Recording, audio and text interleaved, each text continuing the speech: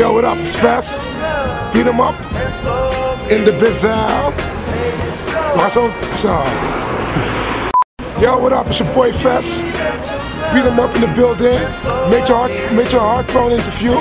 Something if not so. That's cool. Yo, what's up? It's Fest. Beat 'em up in the building. Yeah, you know, Major Hawthorne interview, exclusive. Performing here in Road Town tonight, brought to you by Strange Fruit. Check it out. Let's come inside, bro. Baby, so, baby, no. Who is Major Hawthorne? Mayor Hawthorne is just this sort of like lover man, gentleman side of my personality. You know, it's always been there, but I grew up listening to hip hop music in the 80s and 90s and DJing and producing hip hop, and so that side of me is definitely there. But you know, there's also that lover man, gentleman side. And that's the Mayor Hawthorne that just comes out, you know, when I started making this soul music. At the end of high school, you know, I got really into hip hop, and you know, I was listening to, you know, Public Enemy and Nas and Wu-Tang and Ice Cube and NWA, and that was what I would DJ. You know, those were the records I was spinning when I started DJing, and those are the records that I still spin a lot of. That's a thing. Yeah, my parents used to buy me records all the time. That was how I got my name Haircut, was from when they would take me to get a haircut when I was a kid, and I used to hate it, man. I would have a temper tantrum. I was a total brat about it, and the only way they could get me to sit there and shut up and get my haircut was they buy me records to play with while I was cutting my hair. And they used to buy me like Earth, Wind and Fire and Queen and like, you know, Michael Jackson. And when I started making these Mayor Hawthorne soul joints, I didn't have a good microphone. I still don't have a great microphone, and I just started recording the vocals through an old pair of headphones, and you know, it lends to that sort of, you know, old school sound. You also use samples to create your productions, or no samples on the album at all. Everything was played live. Nice. Mainly you, also the plays. Mainly by me, yeah. I played the majority of the instruments on the album. You know, baby, I know you think we can make it all work out. What kind of songs still now that triggers your memory?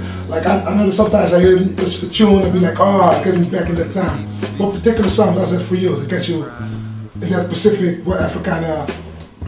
Oh man, you know, I gotta have like 6,000 or 7,000 vinyl records at home, and every one of them has a story, you know, and every one of them gets, you know, puts me in a certain mood. There's a joint that I was just singing earlier today that's from the Birds. I think it's called Bus Stop, Bus Go, and it's like, you know, a song that I used to listen to with my pops back in the day, and that it really reminds me of home. And you know, when I'm out here on the road in like a foreign country, that's a song that definitely, you know, keeps me, you know, right at home. You know, feeling at home.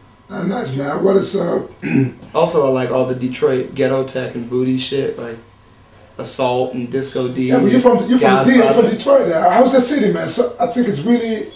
Detroit is unlike anywhere else on earth. It has more soul than anywhere, and you can really feel it. Like when you go to Detroit, you know, you can really feel that soul going through the streets, and I miss it, man. I really miss it. But you know, one of the major downfalls of Detroit is that there's no music industry there. There's a lot of incredibly talented musicians and artists there, but there's no industry there to support them. And so a lot of the Detroit talent has to move to LA or New York, you know, or London or Amsterdam to, you know, to get their music out there to the masses. Whom do you want to work with in this music industry? Maybe it's somebody who passed away or somebody who still is here. Who do you want to see, like Mayor or just? There's a lot of people out there that I would love to work with. I would love to work with Justin Timberlake, you know, which sounds funny, you know, coming from me. I think, you know, most people are surprised to hear that, but I would love to work with Justin Timberlake. I think he's incredibly talented, and you know, he has a lot of fun with his music. You know, but I'm always working on new music projects as well. I got songs already written for the next Mayer Hawthorne album, and excuse me, I'm working on a new wave album with 14KT, which is going to be totally. He's the man. His name like 2 times already from your mouth. Yeah, he's the greatest. Yeah, I'm working on a project with Jake One right now also. That's cool.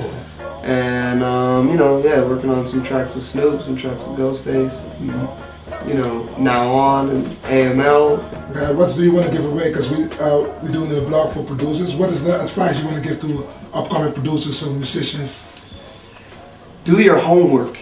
That is the number one lesson, is do your homework. Know your history, and know, you know, listen to everything that's come before you, so that you know what's out there and what's been done before, and be original and be creative and do something new, and don't, you know, find your own sound. That's my advice. All right, thank you very much. Maybe that your love was meant for me. Maybe so, maybe no. How do you do? This is Mayer Hawthorne, and you are locked on to Beat 'Em Up, baby, with my man Fess. All the greatest music out there, all the best that's out there on the World Wide Web. Holla.